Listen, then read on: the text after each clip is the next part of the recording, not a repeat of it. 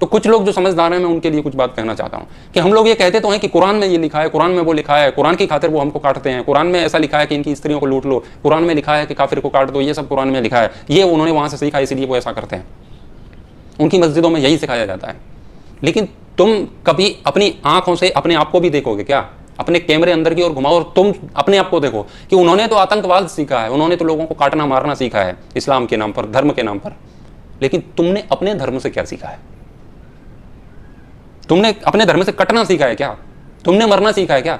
तुमने अपने धर्म ग्रंथ कभी उठा के भी देखे हैं क्या? कुरान में क्या लिखा है उसकी जांच तो तुम कर रहे हो, कर लो, अच्छी बात है, जान लो, उसका कोई विरोध नहीं है।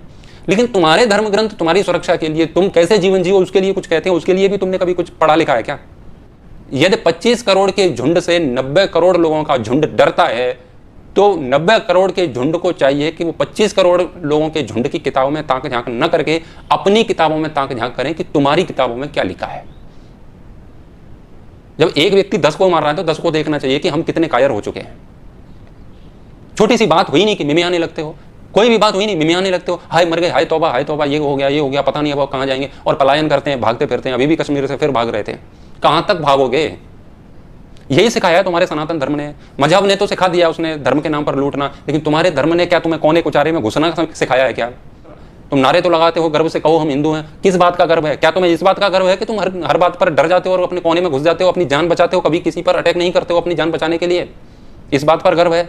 कोई भी तुम्हारी बहन बेटियों को मारता है, काटता है, लफ्ज याद कर रहा है, उठा के ले जाता है और तुम कुछ नहीं कहते हो। ये सिखाया तुम्हारे सनातन धर्म ने।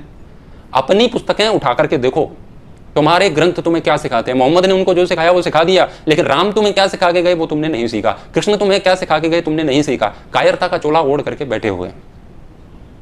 90 करोड़ लोग 25 करोड़ लोगों से डर रहे हैं, हद है।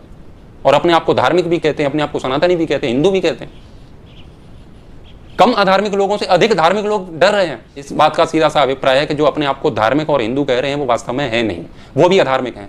गलत को सहना अधर्म का लक्षण है, धर्म का नहीं है। तुम स्वयं अधार्मिक हो, तो लड़ाई तो अधार्मिकों और अधार्मिकों के बीच में चल रही है, धर्म अधर्म की लड़ाई नहीं है। तुम खुद अधार्मिक हो। लाल कपड़े में अपने ग्रंथों को बांध करके अगरबत्ती तो उस पर लगाते रहते हो, आरतियां गाते रहते हो, लेकिन कभी उनको खोल के नहीं देखते हो कि राम तुम्हारे लिए क्या उपदेश दे के